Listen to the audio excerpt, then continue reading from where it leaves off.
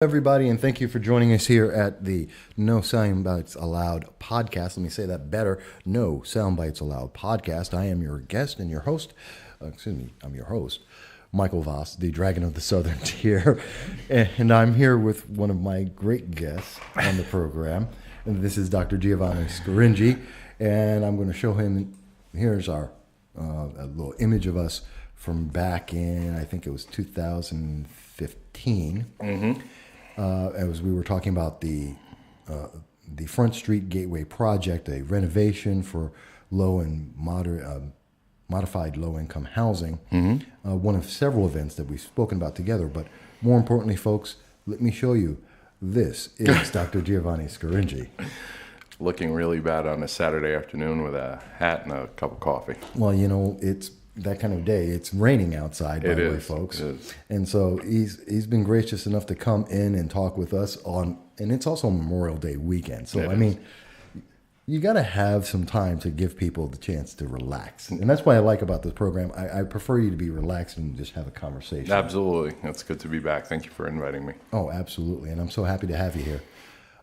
Folks, just to cover a little ground from the past to today, when we first spoke, it was back in your campaign. Yeah, 2015. 2015, we were speaking about your plan to run. At the time, you were a professor at SUNY Broome, and you had made the decision to become a politician running for the city council seat in Binghamton, New York. And a lot has changed since then, and that's why... Very much. One of the things, you're now Doctor, and that's why I put it in there, Dr. Giovanni Scaringi. And by the way, folks, we've spoken to each other many, many years now, so I call him Gio. And for sure it works. Yeah. And so if you hear me say Gio all of a sudden, that's just... That's all it is. Yeah. Informal is best. You tend to be informal most of the time. Yeah. I've never been one for titles. Although you earned it. Yeah. I mean, you work hard and, you have your family and your friends and, around you that support you, and you do what you got to do. Absolutely. And you do it well. Try to. Appreciate it. There's no question about the success. You're a homeowner, you're a professor, you're at SUNY, you're at Binghamton University as well as SUNY Broome in your classes. You're looking at re-election, which up until about 2 days ago was completely unopposed. Yeah, we had did a pretty progressive push throughout the petition period, but if you read the New York State election law, I believe the deadline is next Tuesday, actually May 28th by 5 p.m. If someone wants to, they can collect signatures to actually create. It's what's called an independent petition. To actually create your own political party line. And I've always been about ballot access. And if someone goes out and gets those signatures properly, the more, the better. Yeah. Well, it's never bad to give people choice. Absolutely. That's one of the things I always promote here, that no matter what you believe politically, whether you agree with me or not, I don't care. Go out and vote, because your voice is your vote. And if you're not voting, you have no voice. That's right. So, and we can't improve things if we don't all get our voice out there and vote. Absolutely. Although I have to say that in my experience, in what I see in the community and my personal experience, you should slam dunk this, but never hold. Service is a privilege. It's not a job. It's not a right. And you've got to earn it every time, and so that's what we're going to set to do out this year. And if we win, we'll be honored to serve another 4 years, as we have term limits in the city of Binghamton, which I personally think is a good thing. Yes. And if we don't, that's okay. We can take pride in what we've done over the last 4 years and assist with whoever the new councilman or councilwoman-elect would be, and help with that transition, and then move forward. I want people to know, this isn't just rhetoric, because I hate rhetoric. That's why it's called No Soundbites Allowed. We don't do rhetoric here. And people should know, even without a opponent in the race, You've been out, what, twice now to every single member of your constituency? We've already been knocking on doors since. For your listeners who may not know, there were some election changes that Albany undertook this year, starting in mid-January, I think, somewhere around there. Mid-January. And one of them was that the primary day, well, rather forgive me, due to a court case a few years ago, we had a federal primary that was in June, and then we had state and local primaries that were in second Tuesday in September. Right, and that's statewide. That's statewide, Yep, that's correct, regardless of whether anything that's state or municipal. And what they did was they actually combined those two primaries, but not into the September one like it used to be a few years ago. They actually combined them into the June one. So the petition process to get on the ballot obviously would have to be done prior to primary day at a bare minimum, besides the general election.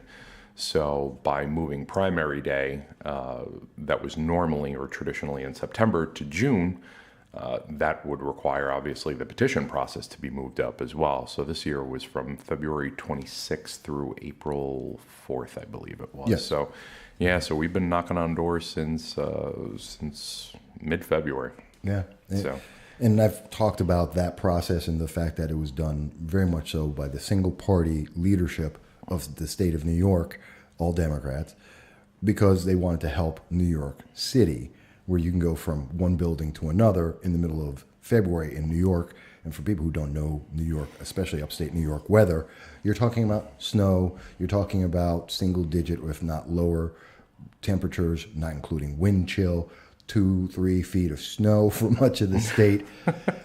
So, while it's great in New York City to go from one building with, 500 people to another building with 1,000 people, in upstate New York, you're trying to travel, either walk or drive through 2 feet of snow in, frigid Arctic conditions. Yeah, I will. It's crazy. I will say for someone like myself who loves the beach and just loves to kind of lay out and get a nice tan. It definitely was a change going from slacks and a polo to very thick gloves, hand warmers, and a really big hat. But you push through. You do what you got to do. You got to work within the system, and you get it done. Yeah, and you are.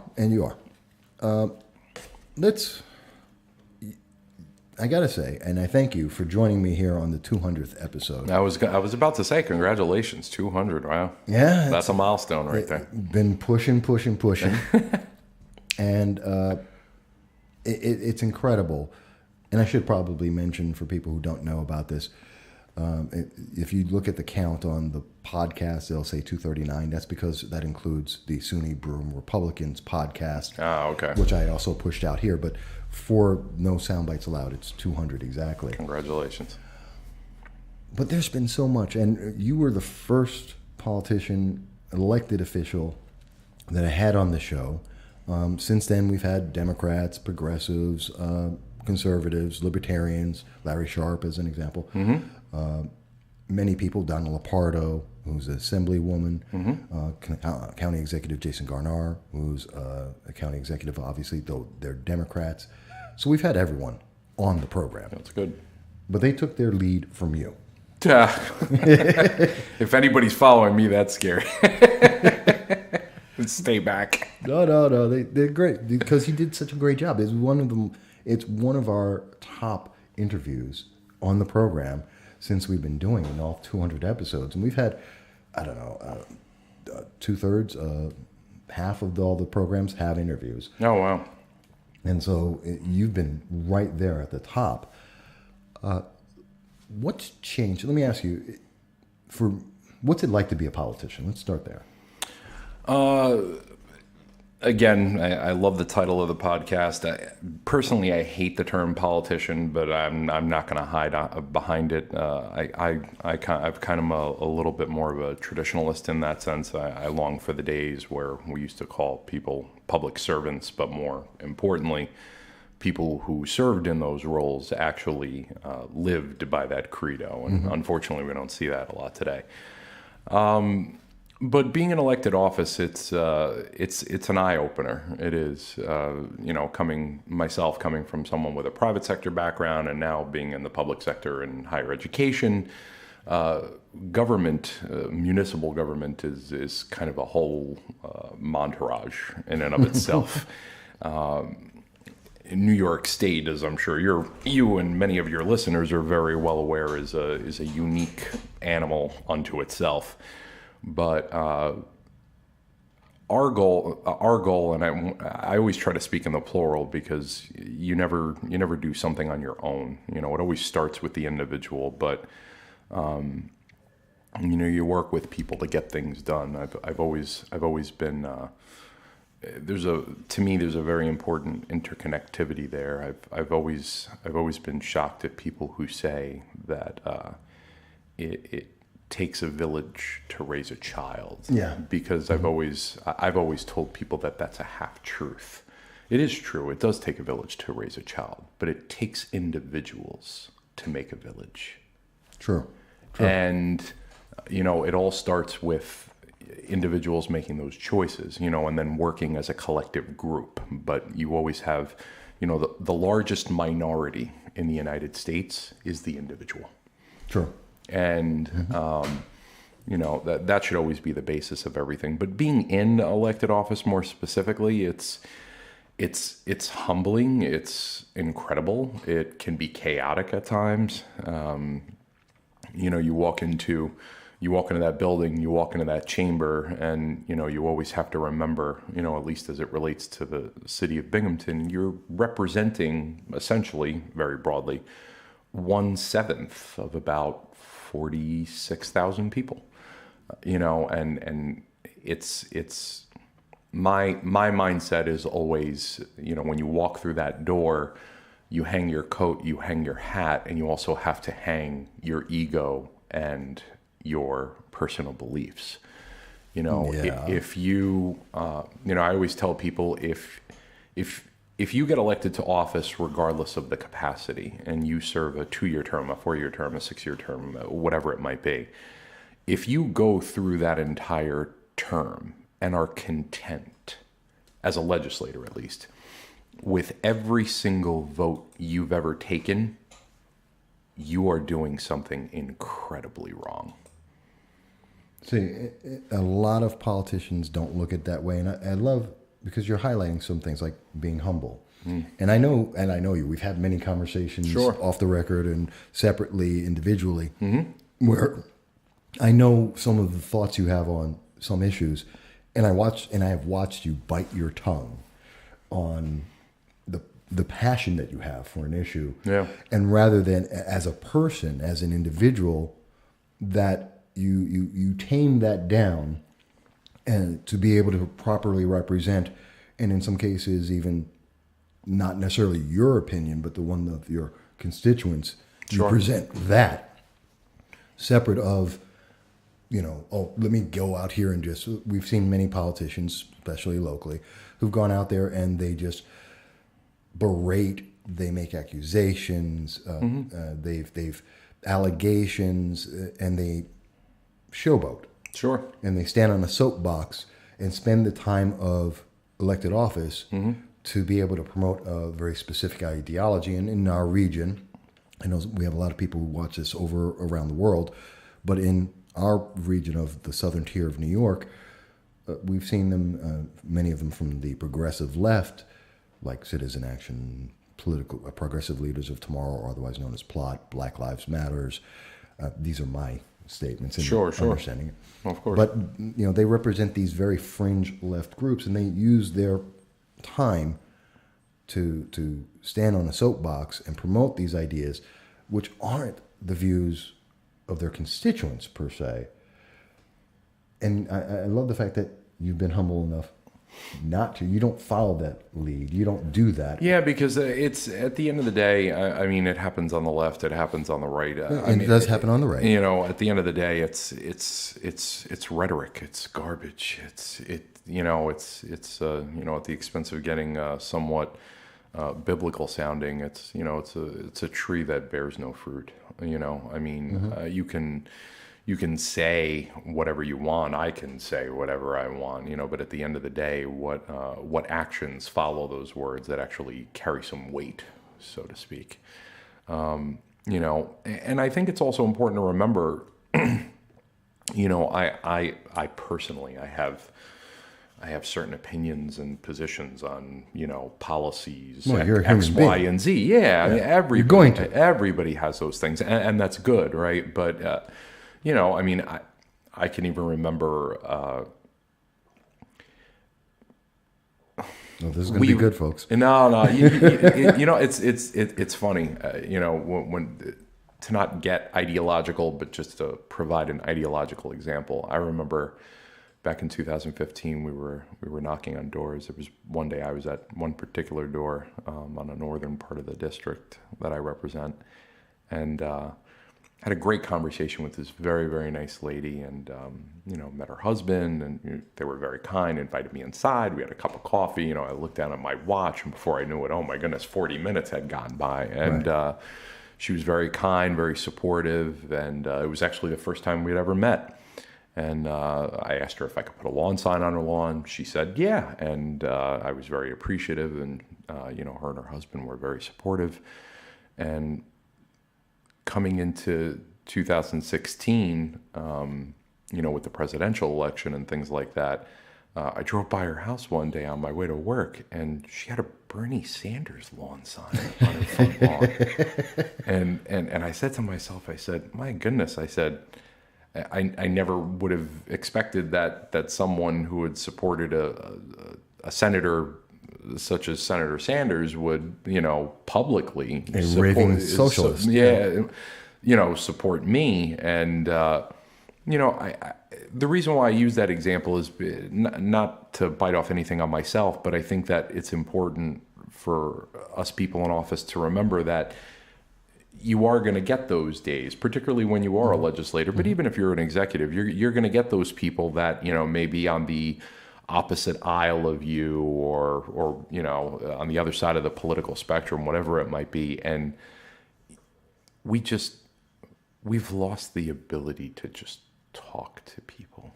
That's the reason why I use that example that I did. And what we tried our best to do, what I tried my best to do, was to just follow that simple premise. People are a collection of their, how they were raised, their environment, their belief systems, their past experiences, their current life situations, and at the end of the day, I mean, it sounds incredibly corny, but, we are more similar than we are different On almost every issue. Yeah. And, if you can break through that, you all of a sudden realize that, at the end of the day, myself included, most people in the world are just, they want to be happy. They just want to do well. Most people are. You want to live a peaceful, regular life. Yeah. Moderate means, middle class houses and, middle class lives and things like that. And, we have to be cognizant and be supportive and helpful of everyone as much as we can be. But at the same on the same token, we also have to remember that there is self-identification and individualism, and you as an individual are responsible for the choices that you make. I hear this rhetoric in student loan debt, for example, all the time, and people look at me like I'm crazy when I say this. My student loan debt is my debt. I made that choice. Yeah. I will pay it back. You shouldn't have to. That's not your job. It's just things like that. But at the end of the day, you gotta respect people's opinions and work with them as best as you can. Well, I think so. And I think it's very important what you said about having that responsibility, about having that openness. We don't always see that. I mean, and you're right, I've had many conversations, almost always off the record for some reason, with people who are either pundits or advocates or elected offices from the left, the right, the center. A lot of people who will have one conversation with me, and literally gone over issues and had a great conversation about a controversial issue. Sure. And at the end of the day, we can agree on some certain core benefits or beliefs. And then I go, okay, you want to come on and say that? No. Yeah, well, that's it's like that's the but, thing. but we can get a compromise. We've had this discussion, and people don't believe this all the time, but I've had conversations with people on the fringe left or libertarians or even extreme on the right, where I'm having a conversation and maybe I don't always agree with them, or we're having a discussion, and we can get to a point where it's like, okay, but we have a compromise. Sure. Here's where we could meet midway. And I'm like, well, this is what we should talk about. Come on the program. No, I can't do that. Yeah, the problem in politics today, and truthfully, that's such a cliche thing to say. The politics today, it's always been like this. Well, there's always been a division. Yeah, it's one of those things. It's always been mind-boggling to me that people think that what you can compromise and work on and your fundamental principles are mutually exclusive concepts. I've never understood that. I've never understood the idea that, as it relates to policy X, my principal beliefs are thing 1 and your principal beliefs are thing 2, but things 3 and 4, there's commonality there. Right. And if you get to the point where you can't even sit across the table if 1 and 2 can't sit across the table and at least only discuss 3 and 4, there's something incredibly wrong with the body politic at that point. If we know that we're absolutely never, I like to use the example of the Second Amendment. Okay, so you're completely on the idea of no one should have a gun, and I'm on the point of view of basically everyone should. Let's throw those two things out and let's walk in the middle here and say, okay, what about this? Because we want everyone to be safe. What principles, what ideas can we take from throwing those two things out? What else can we talk about that makes people safe? Let's have that conversation. Sure. Because, I'm not changing my point of view. I'm not going to try and change your point of view. So let's throw them out. Yeah. And let's actually just focus on, okay, what can we do that we're not going to kill each other over? True, yeah. But for what it's worth, I'll swing it around the other end too, which is that this is something that, in my particular opinion, people who, in the broader philosophical sense of, founding principles and the Constitution and things like that, in my opinion, we've actually done a horrible job over the last 10 to 20 years of attempting to communicate why we assert what we do. Yes, we go with soundbite. That's because we have this, and that's why the show's no soundbites. Right. We've become a soundbite culture. Correct. Here's the headline in 140 characters. Here's 30 seconds of news coverage of a 4-hour event, or you're on radio, on TV. Interviews are one sentence. You'll get one sentence of video of coverage. It's like, well, that's ridiculous. Yeah, absolutely. We were so much more than that, and there's so much more we're talking about. That's why I like this format. Right. You get to talk. Absolutely. So I agree with you. In the last 20 years, we've reduced it to so much into that meaningless soundbite that all the real content and the real discussion that goes with it, gone. It's eliminated. Yeah, no, we've, in my opinion, we've horrifically failed at creating sound, principled arguments as to why the individual is the most fundamental tenet of the United States. As it relates to things like, I'll use an example. what's a hot button issue that they're talking about in national politics now? You want one? Here we go. The Electoral College. Oh God, right? Yes. This is always a great example, right? So people who advocate for the abolition of the Electoral College, in my opinion, if you assert the following idea, they say something like this. I heard Mayor Pete say this at a Buttigieg. Mayor Pete Buttigieg. Buttigieg. Forgive me if I'm mispronouncing his last name. I probably am. Yeah. Seems like a very nice guy. And I saw this.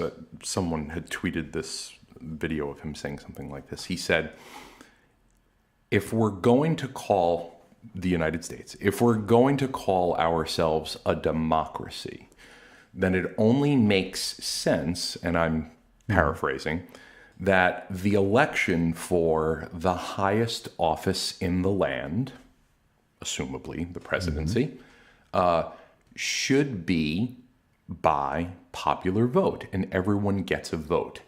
And if you read the Constitution, if you read the Federalist Papers, if you look at history in the most objective manner you possibly can, for you to or for anyone rather to articulate that type of point, that logically leads me to a couple of potential conclusions, right? Either number one, you just genuinely believe that, and that's okay, you have the right to, but as it relates to what you're substantively getting at, you have no idea what you're talking about. Right. Number two, you are using ideology to push something. Yes. Or number three, you are just, and I say this in the denotative sense, you are ignorant to what the Electoral College actually is. And I think it's all three. In some cases, it may be. And again, it's not a left or right thing because you see this on both sides, but yes. It's so overwhelmingly incredible to me. When I teach public policy courses, one of the questions I often ask my student, it's kind of really corny, but you never hear this question a lot. Why is the name of our country the United States of America? What the verbiage means something, Very right? much so. Right. Context means something. When you read the Constitution, the unit of analysis is not the nation. Never. It's not. It is the state. Yes. And the way to think of the Electoral College behind the whole, the extent to which of the actual process itself, right? The based upon the apportionment after the census every 10 years, right? A state, you have this many seats in the House plus 2 senators, so you get, X number of Electoral College votes, right? So in New York, for example, right, we have every state has 2 senators. We have 27 House districts, 27 and 2. We get 29 votes, right? Bam, and it's done. The presidency, the office of the presidency, even as it's laid out in Article 2, is not an institution or an office, if you will, that is to almost kind of say the purveyor of the entire land, right? The idea is that because the state is the unit of analysis, right? The federal government is only to exist to do certain things, right? Very limited. Correct. And we refer to those as enumerated powers, right? And I believe there's 30 something. Article 1, Section 8 is what's popping in my mind. But, outside of that, you read the 9th and the 10th Amendments respectfully, right? That allow for enumeration, and then all the rights, and then states' rights, right, being handed down to the states and the people, all right. The point of the Electoral College is to ensure that someone who runs for the office of the presidency is not elected by popular vote. Yes. That's the whole point. It's supposed to be you can almost separate. It almost sounds kind of weird, but you can almost think of it in this sense, right? on election day, every 4 years in an even-numbered year, when the presidency is up for quote-unquote election, so to speak, right? You can almost think of it in a sense of there are 50 states that are holding statewide elections for the office of the presidency, and based upon those majority totals in those respective states, they are then weighted in the Electoral College, and then with the 270 plus one, right, or 270 rather, then that person has won the majority and of the Electoral College, right, and that person takes office, right? And even if you think about it, President Trump is what? He's 45, right? Yeah. So we've had 45 presidents. All of which one, right? FDR served either 1 or 2 terms.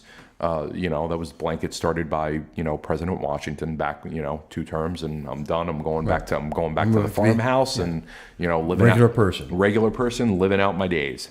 And he set that standard all the way through. People who attempted a third run, people like, Teddy Roosevelt, Ulysses S. Grant, they never got that third term. Scared people. Well, yeah. I think we kind of naturally have that idea of, limitation in that sense is not for Congress. Yeah, but limitation in that sense is not inherently a bad thing, right? I mean, the idea of the citizen legislator is gone, but the, again, bringing it back to that, you can port all these ideas back and forth, but again, if you're not coming from a place of understanding what something is as it was deemed and as it was established, you're already... And what the whole purpose, what's the underlying purpose and cause of Exactly. And I think that's important because most people miss that. We aren't, first of all, we're not a democracy. We say that all the time, right, but we're not. Right. And so fundamentally, if you're saying, well, we need democratic elections, you're fundamentally wrong. That's just a fact. As it relates to the presidency. In our elections. That's correct, right. That is fundamentally wrong. And there is a fundamental, absolute reason why we're not supposed to be. Correct. Which is to benefit the people via the states. Right. So that we get representation. Because, again, what was the whole point of the whole thing? We weren't getting representation. We wanted representation for the people. That's why we broke away from England, and that's what they wanted to ensure. The people would always have representation, sure, not mob rule or singular rule. Right. And in research, it's what's referred to as the tyranny of the majority. Right. So, for example, if we lived in a true absolute majority democracy, right, tomorrow morning, at 9 a.m., if a referendum goes out, and 51% of the population says, that whole free speech thing, we don't need it, right? What happens to those inalienable rights that the 49%, right, the numerical minority, what happens to their rights? Do they just go out the window and exit stage right because the 51% said, we're good to go. Have a nice day, and that's the whole idea. Well, I love this because when we start talking, we start getting in deep, which are conversations we should have, sure, in the nation, and remember and understand why we're having these conversations, why we have the ability to have these conversations, especially over a Memorial Day weekend. Correct. I'm going to switch gears, though. Sure. Because I'm going to ask you a question that everyone on the internet is waiting for. Everyone is waiting for this. So is that enough of a build-up for it? Sure, yeah, why not? Bring it on. I'm an open book. Okay. How'd you like the ending of Game of Thrones? So you are actually, and all of your listeners are going to think I am crazy. I am proud enough to say that I am a card-carrying member of the 0.0001% of the population that has literally never seen one full episode of Game of Thrones. Your life is just missing so much. It's funny actually, because people who know me, I see you as a Tyrion guy. people, I'm a Tyrion guy. People have said to me, "This is a show that you would love," and when I say, I chose my words very specifically there, because if I had said I never watched Game of Thrones, I would actually be lying. I saw probably about 20 to 30 minutes of the first episode, and I don't know what it was. I couldn't. Oh, it's slow as crap. I couldn't get into it. I couldn't, and it's funny actually, because I tried it a second time, and I think the second time I got through maybe 2/3 of the first episode. I just see, the trick is and this is what everybody says: the first few episodes are slow. First you three gotta, episodes, you gotta get into it, and maybe if I had done the right thing and watched a few more, I would have gotten hooked. But yeah, I have literally, I have never seen one full episode, and I've only seen about 75% of literally season 1, episode 1. That was it. See, if you ever make it past that, the first 3 episodes are slow. It is, although it's a lot of political intrigue, and I like that. Although I also like action, like John Wick 3 and all that. But once you get past that, and the first 4 seasons, you'll love. I truly believe it. After that, it's just downhill, and the season finale was just crap. That's what I've been reading on Twitter. Oh God, it's so bad. You can tell the difference between the writers when they had source material, sure, and when they didn't. It's like source material, rich, deep world building, intriguing characters. Tyrion, brilliant. Varys, brilliant. Littlefinger, brilliant. These are key characters. These are like the key political, deep thinking characters with webs going all the way through, planning plots and everything. No, and HBO has put out some good shows. I mean, they have Boardwalk Empire. I'm a huge fan of that show. That one I didn't see. Yeah, so that's a good one. I think a few of the seasons are actually up on Amazon Prime if you have a membership. Sopranos, obviously, that's a classic. Well, I shouldn't say classic, but they make great stuff. I don't know what it was. I'm a huge Marvel fan. So you saw Endgame.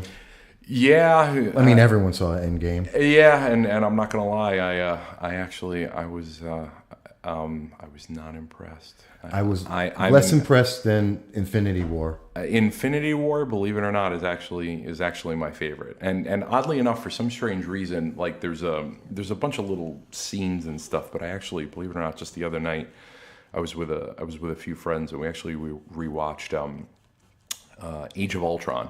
And you could actually see how the directors, who's John and Anthony Russo, I think, did a great job with the whole thing. But there's all these like little things throughout Ultron that I didn't pick up necessarily then, but now that I've seen Endgame, little tales, little tells about where we're going. Yeah, so it was, but I have to say, Captain America. America. You know what? I will give Endgame this. Spoilers. If somehow you haven't seen it yet, spoilers. Captain America with Thor's hammer, Mjolnir, because you knew, and I'm a old school comics guy. Yes, I'm one of those nerd geeks. He's held the hammer before, in Ultron. Yeah, you see him. There was that one scene where he like kind of snugged it up, where he didn't look like he was pulling it all that hard. He wasn't trying. I noticed that actually when I was rewatching it again with a few of my friends. So everyone else is like, okay, we're gonna try. He's just like, he's playing along with everyone else. Sure, totally. And when he plays, and he's just like gave it a little tug, and it moved, and Thor just goes, uh-oh. Yeah, absolutely. So I wasn't surprised when I saw, but it was a great scene, just seeing him standing there with the shield. The shield and picking it up, and doing damage. Yeah. Probably, and I actually have a screensaver of it too, because it is my favorite shot in Endgame. Is Captain America with a broken shield, standing up there, and they do the wide, and all you see is him, the sun behind him, and Thanos and his army all coming at him, and he's like, yeah, And you know that wide Oh shot? yeah, totally. I have that as a screensaver. That's cool. That That's is a cool. beautiful shot. That sounds nice. So well done. The rest of it, and you could throw out Captain Marvel. That's my own thing. It's why she's in it. It's too OP all the way. It's so overpowered. Yeah, it was. Yeah, She ruins it for me. And the all-girl shot, because it was the all-girl shot. Which one was that? When they get all the female characters and they all happen to come together all at once in this massive battlefield, and they just by accident happen to all come together to rush forward for girl power. I don't remember that. I don't remember It's all. You're actually. I'll tell you and your listeners a little secret. I actually, believe it or not, this is how much of a fan of Endgame I wasn't. So myself and a friend of mine, we saw Endgame opening night. You probably think I'm crazy, but I actually fell asleep. I'm not surprised. It's 3 hours, man. No, it wasn't the length of the movie. So that scene opens, Hawkeye's there with his family, and then the wife and the kids, Thanos snaps his fingers, and and everybody disintegrates, and that was really cool. And then I remember, they find Thanos. Thor comes over with the whop. The head comes off, and maybe 10 to 15 minutes after that, I was out. I actually went 3 or 4 days later to go see Endgame again because I literally saw only like 15 or 20 minutes of the beginning and like the last 10 minutes. And I woke up like I couldn't believe because I'm not like that. I'm not a nap person. I sleep 5 hours a night and I'm good to go. But I just couldn't. It's because you're young. Yeah. But I don't know. Doesn't beat Infinity War, but that's just my opinion. Let me tack on, and we got about 9 minutes. Sure. So let me get to. I want to ask something serious. Sure. A serious thought. I know that in City Council. Actually, one question I had. This is a quick one, because I don't get to ask this often enough of elected officials. Sure. Did it happen to you, or are you aware of any elected official who has suddenly had their IQ increase because they won an election? I think there's a lot of people that think that happens. That's my point. Yeah. People always think, well, they must be smart. They got elected. It's like, no, I talked to them before and after. They're just the same. They didn't get smarter or know anything more because they got elected. But, figure it out. But no, back to the serious. In City Council in Binghamton, New York, upstate New York, there's been a lot of issues. 2 big issues, and I know there's not enough time because we talk about too many other things. Sure. Ethics and serving the people. Sure. Ethics, I know of. Hello, Dan. I see you, and I hear everything. You too, Conrad. I know what happened Friday. I have no idea. By the way, Dan is Dan Livingston. He's a councilman. Conrad Taylor is a councilman. I know them. I've spoken with them.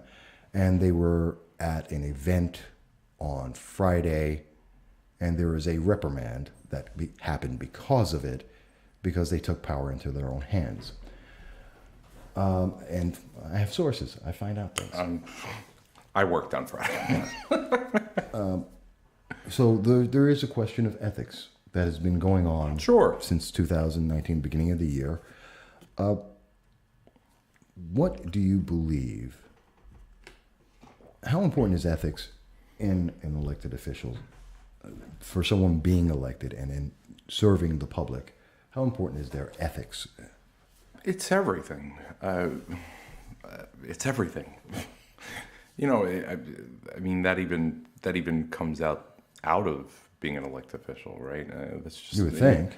Yeah, I mean, nobody's perfect, myself included. Oh, Lord knows I'm not. Well, no, there's an understanding of what you don't know. Yeah, you don't know. Sure. Yeah, you learn over time, and I mean, I'm by term, if you will, I'm still technically a freshman legislator. I've never held office before this, so.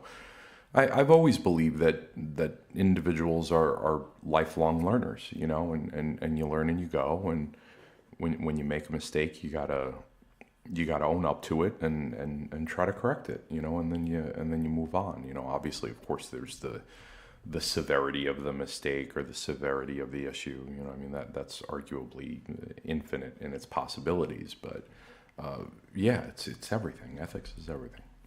I bring that up because I see there have been local issues since January of 2019. I reported some of them. There's been state, federal level, actually state and federal and presidential issues with ethics, all in 2019. Sure. Literally, I can point out a case of an ethics violation or of some degree. And in every single one of those cases, I've seen that we're really not seeing anything follow through, except for now on the present, where there is no absolute, it's been resolved, and yet we're still following through on that. That's the only one where it's actually being followed up, but that's a corrupted system itself. But every other case, no one's following up on it. It's just, here's the news, let it die. And that troubles me, and I always wonder, does that trouble the other politicians privately, whether or not you say something publicly? And I know some people do, and some people have, sure, on various issues. But do people go behind the scenes going, this is a problem, you got to fix that? Yeah, I mean, with a very broad brush, right? And we're talking broadly. I'm not picking on anyone. No, totally. Broadly, obviously, it's very situational.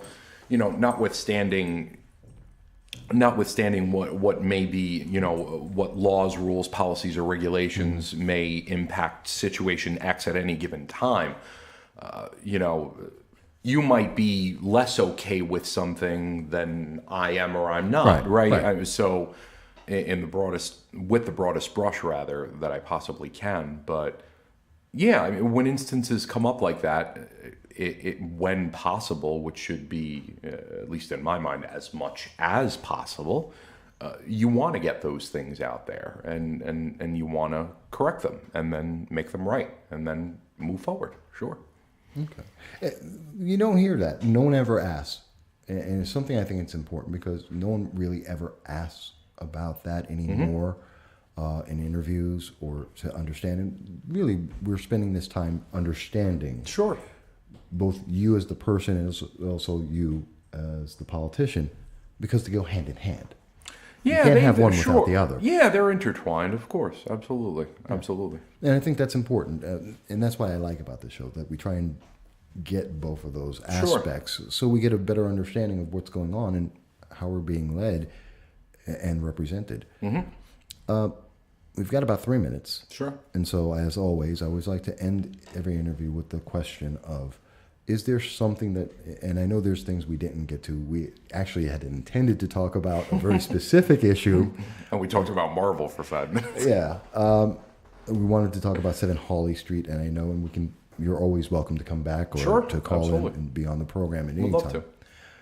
But taking the last few minutes here, is there something that you wanted to come across or to express while we had the opportunity, not just to the local audience, but to the national and international audience? Yeah, I mean, obviously, as it relates to the local audience, at least for the for the residents that I represent, thank you for the honor and the opportunity to get to serve you over the last 3.5 years now. It's been, and finishing out 4, and we'll push forward, and if we get a second term, great, and we'll keep doing over the next 4 years what we've done over the preceding 4. More broadly, have fun this weekend, relax, take some time to, enjoy family and friends, but just in the back of your mind, remember why we have this weekend, right? Memorial Day is, I'm not sure why, but Memorial Day and Veterans Day, for some reason, their existence often gets, I don't know if it's the right word is misplaced or something mixed together. Right? But Memorial Day is specifically for those who have lost their life in service to their country. You know, those are our better angels, right? Those are the people who really gave all. So, you know, enjoy, relax, be proud of, you know, what you have, and the fact that there are quite literally spouses who don't have someone sleeping next to them tonight, for your ability to continue to have that. And that would probably be the one thing that I would just want to remind. Actually, that's where I started the show, and that's actually going to be the last thing I'm going to end the show with. Is Right. There's this great picture of someone writing on a whiteboard with what is the difference between Armed Forces Day, Veterans Day, Memorial Day. Right. And exactly what you just said, and it's actually where I started the show, and it's where I'm going to end the show. That'll be the last thing that people will be able to see on the screen for the episode, because I think you're right. It is vital and important that we talk about that and remember that, because I started off the show pissed off about John Lind, the American Taliban, and ranting a little bit about it, I suppose. But it is something important to remember and always to keep in our minds, because it is so important. And on that, folks, I do want to bring that up, and I will also say to you, I want to thank you for joining us. We've been here for 2 hours, and I want to thank you, W. Allen McD, for even creating and having this image up on Facebook so people can see what the differences are of those days. I want to thank everyone for joining us here on No Soundbites Allowed in our 200th episode. I think everyone's had a great time with it. I've enjoyed it, especially having our special guest, Dr. Giovanni Scaringi, my good friend Gio, in with us. Our first guest, our 200th guest, and he will be on many times in between and going forward. But otherwise, folks, enjoy the holiday, be well, and we will be back here on Tuesday at 1 p.m. speaking with you, because you are the best audience I could possibly have. Happy Memorial Day. God bless. Happy Memorial Day. Bye-bye.